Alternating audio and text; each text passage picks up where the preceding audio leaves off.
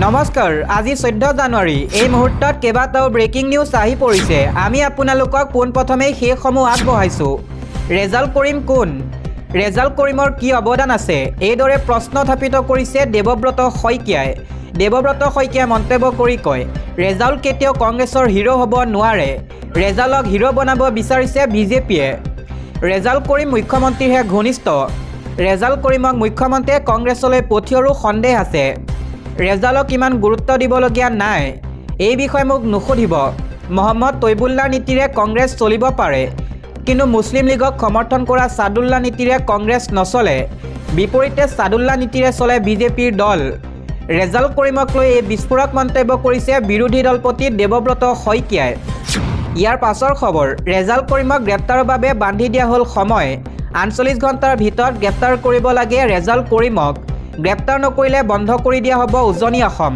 বাংলাদেশী মূলৰ ৰেজাল্টে কিয় ক'ব বৰ অসমৰ কথা কংগ্ৰেছী ৰেজাল্টৰ বিৰুদ্ধে এনেদৰে আক্ৰমণাত্মক শৃংখল চলিহে মন্তব্য কৰি কয় বৰ অসমৰ কথা খিলঞ্জীয়া ভূমিপুত্ৰই ক'ব উজনি অসমত ক্ষমা খুজিব লাগে কংগ্ৰেছী ৰেজাল্ট কৰিম চৰকাৰে উদ্ভট মন্তব্যৰ পিছতো কিয় জেললৈ প্ৰেৰণ কৰা হোৱা নাই ৰেজাল্টক বিলাচিত সেনাৰ 22 জন ল'ৰা বিনা দোষত জেলত সোমাই আছে কিন্তু কিয় ৰেজাল্ট কৰিমক এই পৰ্যন্ত জেললৈ পঠোৱা হোৱা নাই আমাৰ দাবী নামানিলে অচল কৰি দিয়া হ'ব উজনি অসম বন্ধৰ সময়ত উদ্ভৱ হোৱা অপ্ৰীতিকৰ পৰিস্থিতিৰ বাবে দায়ী হ'ব চৰকাৰ চিন্তামণি গড়ত কেতিয়া চলিব চৰকাৰৰ বুলডোজাৰ লগতে প্ৰশ্ন উত্থাপিত কৰিছে শৃংখল চলিহাই কৈছে যোৰহাট শিৱসাগৰ তিনিচুকীয়াত আছে সন্দেহজনক মানুহ বিলাচিত সেনা অসম সদায় ধুতিৰ লগত থাকিব ইয়াৰ পাছৰ খবৰ বিকাশ অসম আৰু ৰন্তুপানী ফুকনক মুক্তি দিয়ক চৰকাৰে বিকাশ অসমৰ মুক্তি দাবীৰে বিধায়ক অখিল গগৈৰ এই মন্তব্য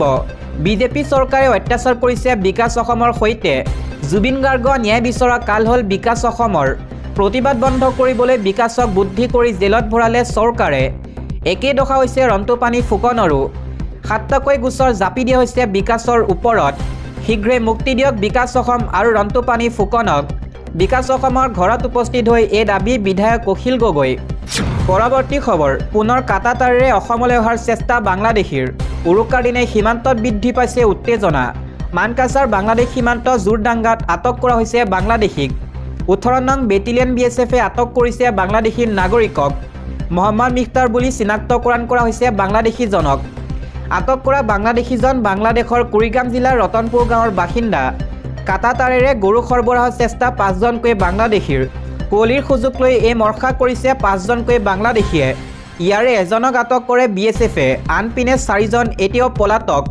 আটকাধীন বাংলাদেশীজনক সোধপোছ অব্যাহত আছে পৰৱৰ্তী খবৰ মাঘ বিহুৰ পিছতে উজনিত চলিব মিয়া খেদা অভিযান অসমক ইছলামিক ৰাষ্ট্ৰ বনাবলৈ মিয়াই কাম কৰি আছে উজনিত কোনো পধ্যে ধুবুৰীৰ দৰে মিয়াৰ আগ্ৰাসন নচলিব কংগ্ৰেছ মানে মিয়া আৰু মিয়া মানে হৈছে কংগ্ৰেছ গৌৰৱ গগৈৰ সন্মুখতে ৰেজাল্টে শিৱসাগৰত ধুবুৰী বনাম বুলি ক'লে গৌৰৱ গগৈয়ে ৰেজাল্ট কৰিমৰ মন্তব্যক সমৰ্থন কৰিলে গৌৰৱ গগৈৰ দৰে জাতিদ্ৰোহী বিশ্বাসঘাতক সাংসদ আমাক নালাগে গৌৰৱ লুৰিণ অখিলৰ বাবে মিয়াই শিৱসাগৰক ধুবুৰী বনাম বুলি ক'ব পাৰিছে ৰেজাল্টৰ দৰে লুৰিণ অজিত কুমাৰ ভূঞা জাতিটোৰ বাবে দোষী দিবলৈছ আন এটা খবৰ ভোগালী উৰুকাৰ আগদিনে ৰাজ্যত আৰম্ভ হ'ল আন এখন টুল গেট নতুনকৈ নিৰ্মাণ হোৱা টুল গেটত আজিৰে পৰা সংগ্ৰহ কৰা হৈছে টুল কৰ আৰম্ভণি দিনাই দেৰগাঁৱৰ ৰঙামাটিৰ টুল গেটত উত্তপ্ত পৰিস্থিতি চালকৰ পৰা টুল গেটৰ কৰ্মচাৰীয়ে লাইচেন্স বিচৰাক লৈ উত্তেজনা সৃষ্টি হয় নতুন টুল গেট বন্ধৰ দাবীত আটচাৰ উদ্যোগত উত্তাল প্ৰতিবাদ উত্তপ্ত পৰিস্থিতি নিয়ন্ত্ৰণৰ বাবে মোতায়েন বৃহৎ সংখ্যক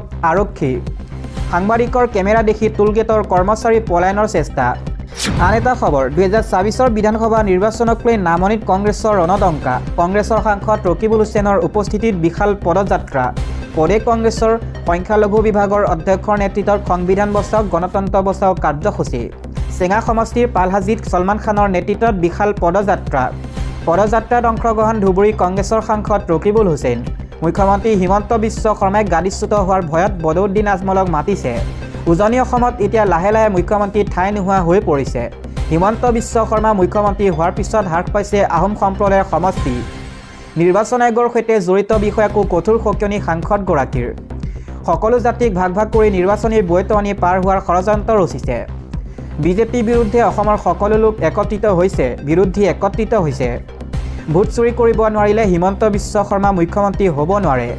মুখ্যমন্ত্ৰীয়ে ভোট চুৰি কৰিবলৈ নাপায়, এতিয়া এচাৰ কৰিবলৈ লৈছে। অসমত খচৰা তালিকাত থকা নাম কটাৰ প্ৰক্ৰিয়া চলি আছে। উচ্ছেদ কৰা লোকসকলৰ নাম ভোটাৰ তালিকাত থাকিব লাগিব। 2024 হৈছে অগ্নি পৰীক্ষা। এই সময়খিনিত আমি একত্ৰিত হোৱাৰ প্ৰয়োজন। আন এটা খবৰ, গৌৰৱ গগৈয়ে বৰ অসম আৰু মিয়া অসমৰ মাজৰ পাৰ্থক্য বুজি পায়নে নাপায়? শুদ্ধ মুখ্যমন্ত্ৰীৰ এই প্ৰশ্ন। তিনিচুকীয়া শিৱসাগৰক ধুবুৰী বনাই দিম বুলি কোৱা ৰেজাল কৰিমক সমালোচনা মুখ্যমন্ত্ৰীৰ। হুইজ হিমন্ত বিশ্ব প্ৰসংগত গৌৰৱ গগৈয়ে কি প্ৰত্যুত্তৰ দিলে মুখ্যমন্ত্ৰীয়ে? হুইজ হিমন্ত বিশ্ব শৰ্মা? গৌৰৱ গগৈয়ে দেওবাৰে কৰা এই প্ৰশ্নত ডাঙৰ খাই উঠিছে মুখ্যমন্ত্ৰী ডক্টৰ হিমন্ত বিশ্ব শৰ্মা। APCCৰ সভাপতি গৌৰৱ গগৈয়ে 2024 বিধানসভা নিৰ্বাচনক কেন্দ্ৰ কৰি গুৱাহাটীত কৰিছিল এক বিশেষ মন্তব্য।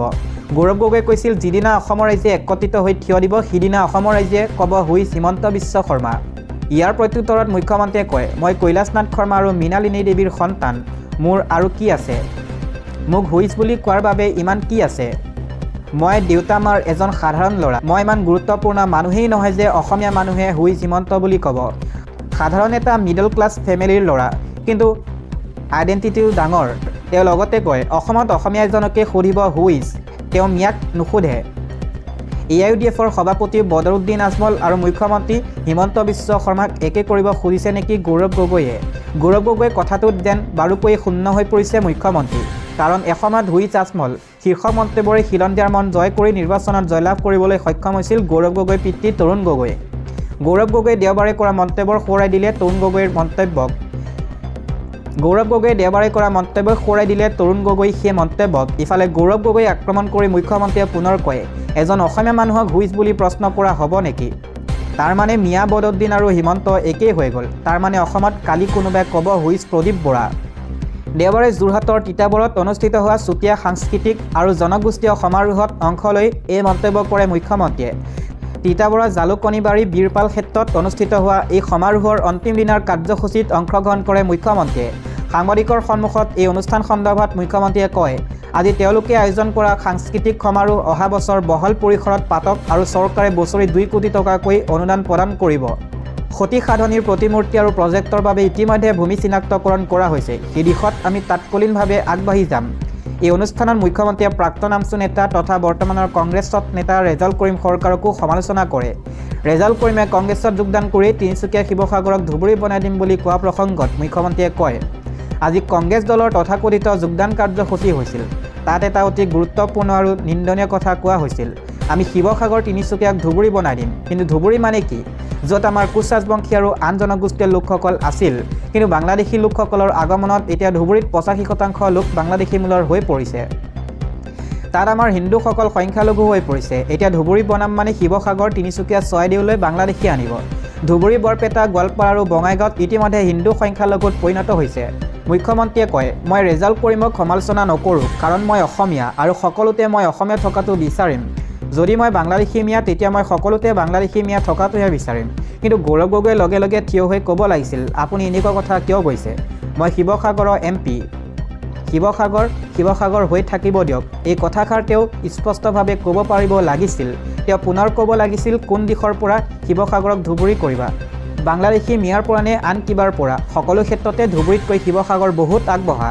ৰেজাল কৰিমে কোৱা কথাবোৰ গৌৰৱ গগৈয়ে বৰ অসম কথা বুলি কোৱা প্ৰসংগত মুখ্যমন্ত্ৰীয়ে কয়, এয়া বৰ অসমৰ কথা নহয়, এয়া মিয়া অসমৰ কথা। গৌৰৱ গগৈয়ে বৰ অসম আৰু মিয়া অসমৰ মাজৰ পাৰ্থক্য বুজি পায়নে নাপায়? শিৱসাগৰ যদি ধুবুৰী হয়, তেতিয়া সেয়া বৰ অসম নহয়, সেয়া মিয়া অসম হ'ব। মুখ্যমন্ত্ৰীৰ লগতে কংগ্ৰেছক লক্ষ্য কৰি কয়, কংগ্ৰেছে যিদৰে মিয়াৰ ওচৰত আত্মসমৰ্পণ কৰিছে, সি অসমীয়া জাতিসত্তাৰ প্ৰতি এক ভাবুকি আনি দিছে। কংগ্ৰেছে যদি অসমত আৰু এবাৰ শাসন কৰে, গোটেই মিয়াই অসমখন লুটিপুটি খাব আৰু একো বাকী নহয়। সমষ্টিত প্ৰাৰ্থিত্ব প্ৰদান সন্দৰ্ভত তেওঁ কয়, 80% য'ত মিয়া আছে সেই সমষ্টিত বিজেপিয়ে প্ৰাৰ্থী দিব নোৱাৰে। 24ত বিজেপি সহিতে মিত্ৰশক্তিয়ে ভাল ফলাফল কৰিব।